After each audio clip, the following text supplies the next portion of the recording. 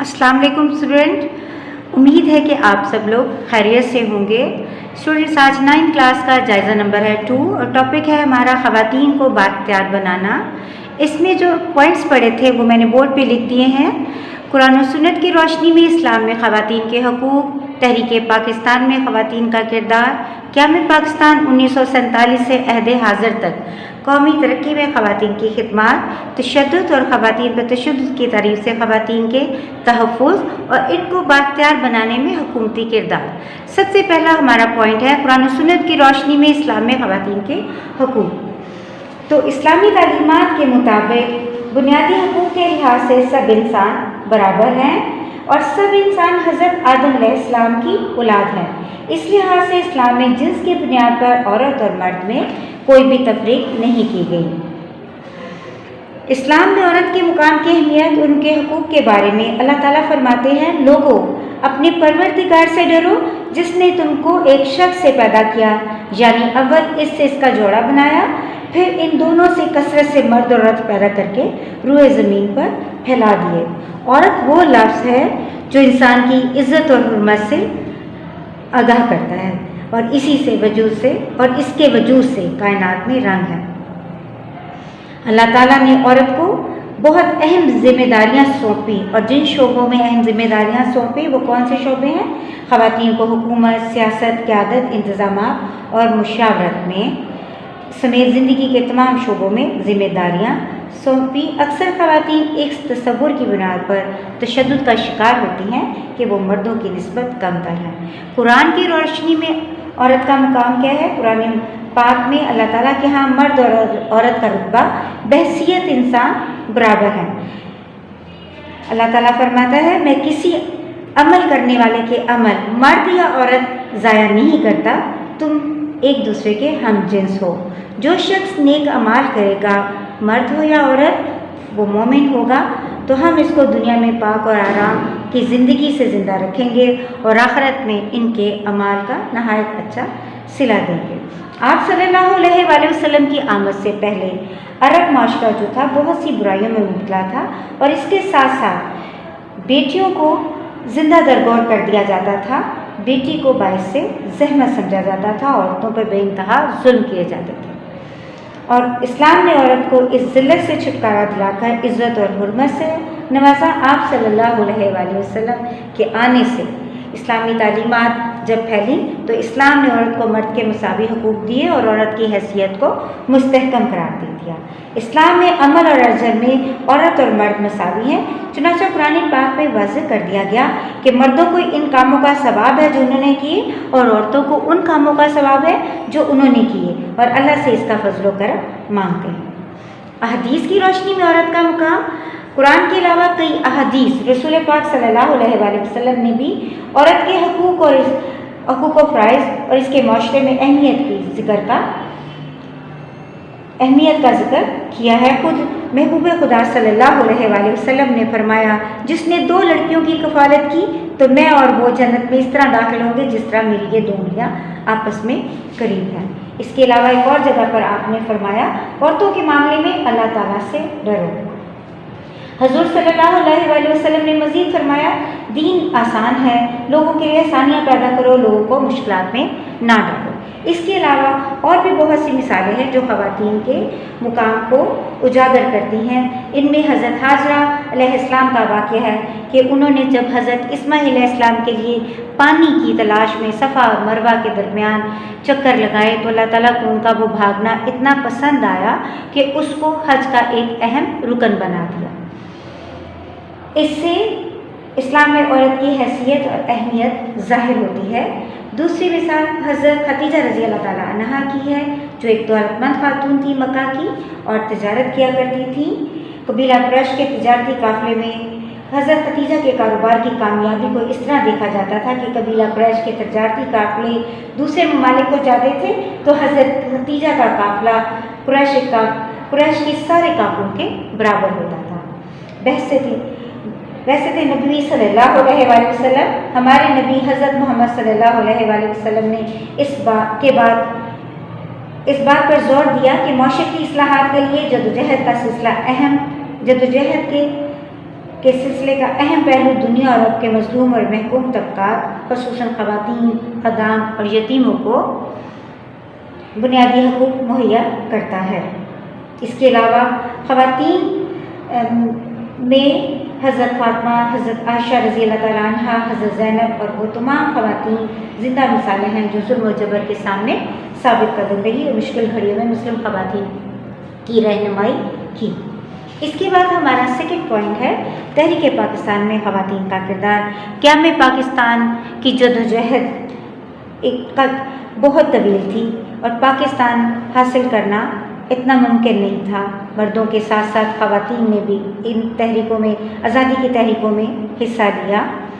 ان خواتین میں مادر ملت فاطمہ جناح، بیگم مولانا محمد علی جوہر، بیگم سلمہ تصدق حسین، بیگم جہاں آرا شاہ نواز، بیگم رانا لیاقت علی خان، بیگم جی اے خان، بیگم وقار النساء نون، لیڈی نصرت ہارون سمیت اور بہت سی خواتین شامل تھیں جنہوں نے برصغیر کی مسلم خواتین میں آزادی کے حصول کا شعور پیدا کیا اور انہیں قیام پاکستان کے جدوجہد میں فعال کردار ادا کرنے کے لیے منظم کیا۔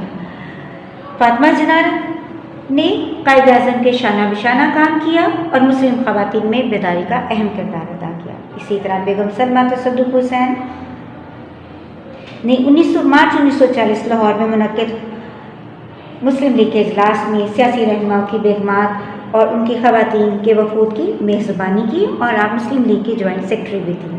فاطمہ سغرا جو کہ بہت چھوٹی تھی، 14 سال ان کی عمر تھی، بہت باہمت بچی تھی انہوں نے سول سیکریٹریٹ پر مسلم لیگ کا جھنڈا لہرایا اور مسلم خواتین کو محترک کرنے میں اپنا کردار ادا کیا۔ اسی طرح ہی بیگم رانا لیاقت علی خان پاکستان کی پہلی خاتون، پاکستان کے پہلے وزیر اعظم لیاقت علی خان کی بیگم تھیں۔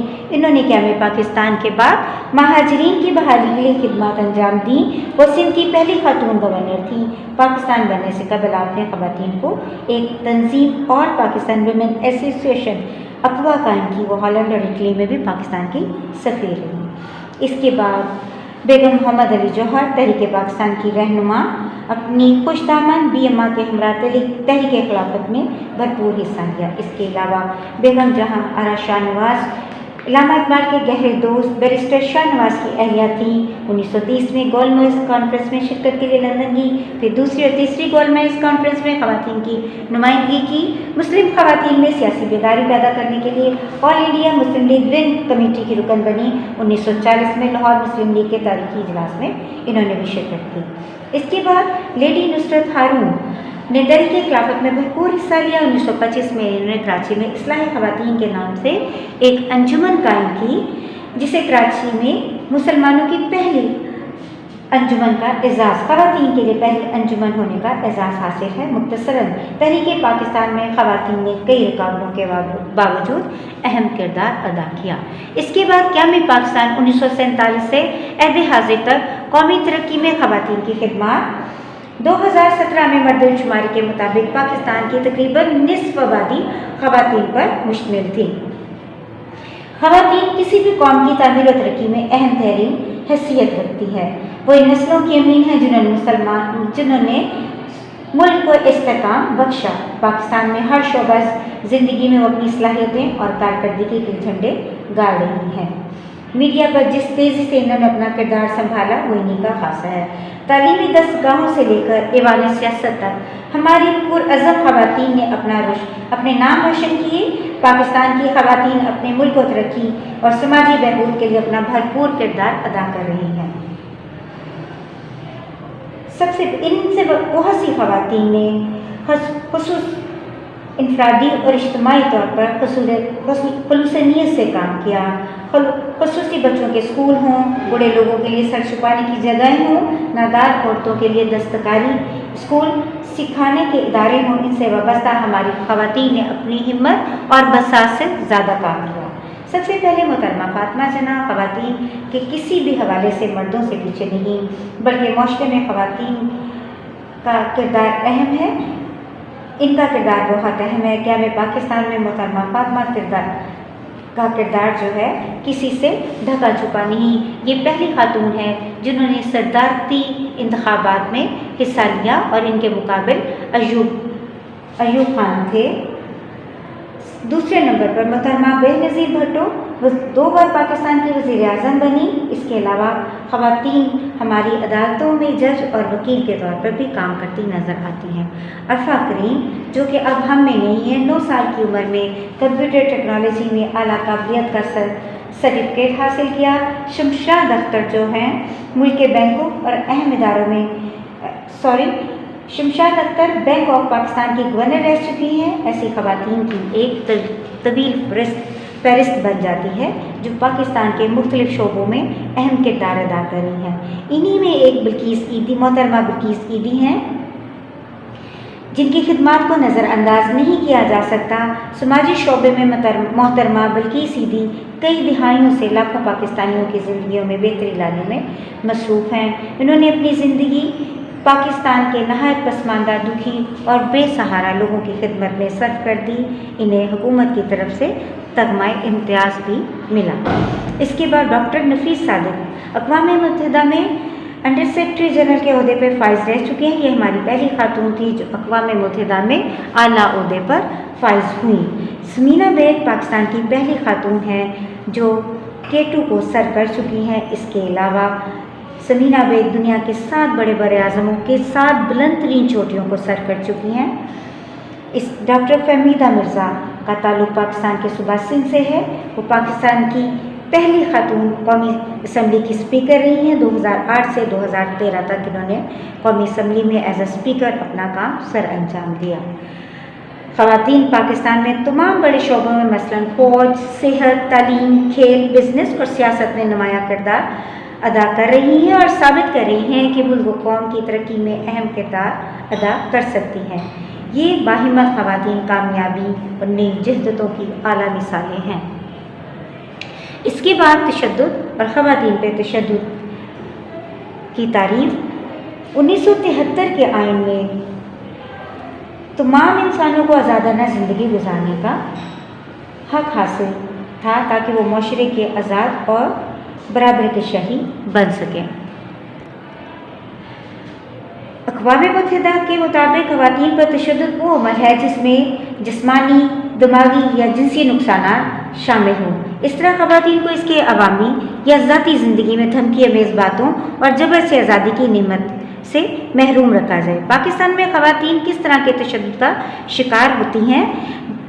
पाकिस्तान में ख़वातीन पर मुख्तलिफ तरीके से तशद्दुद किया जाता है। मिसाल के तौर पर कत्ल, हरासा करना, तेज़ाब फेंकना, घरेलू तशद्दुद, तसल्ली बख्श जहेज़ न लाने पर ससुराल की तरफ से तशद्दुद वगैरह।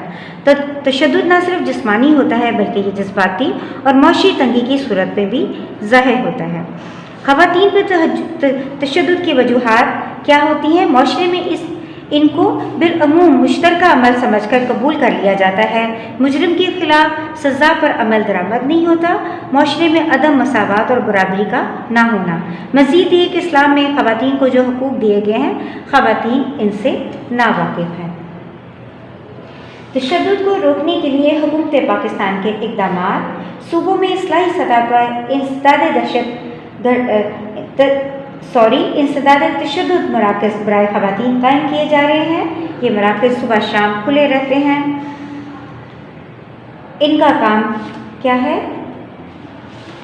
ये तशद्दुद ज़दा मुतासरा ख़वातीन को पुलिस तक रसाई हासिल हो जाए इनके ज़रिए, और इनको पनाह फराहम की जाती है, तिब्बी इमदाद दी जाती है, मुहाफ़िज़ टीमों से रब्ता।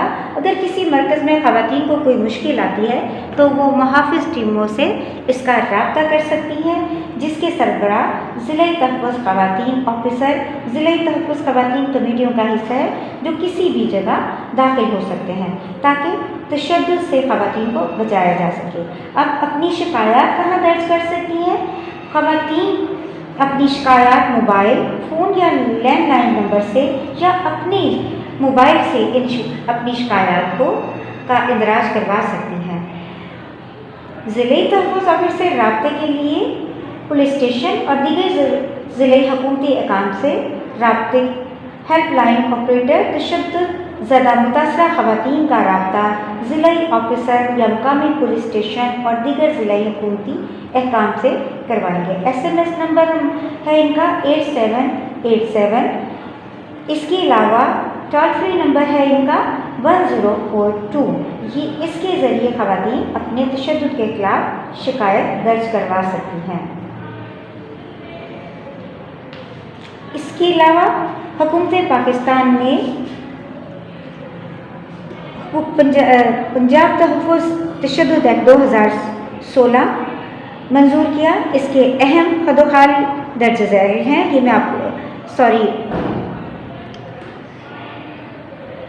اس کے اہم خدوخال میں آپ کو بتا دیتی ہوں۔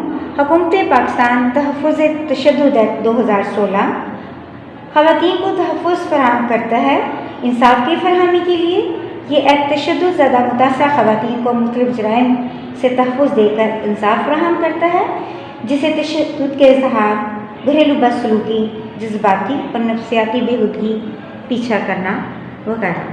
اس ایکٹ کے تحت معاشرہ خواتین کو معاشی امداد مہیا کی جائے۔ قانون تشدد زدہ متاثرہ خواتین کو پولیس تک رسائی حاصل ہو تاکہ اس کو قانونی امداد حاصل ہو۔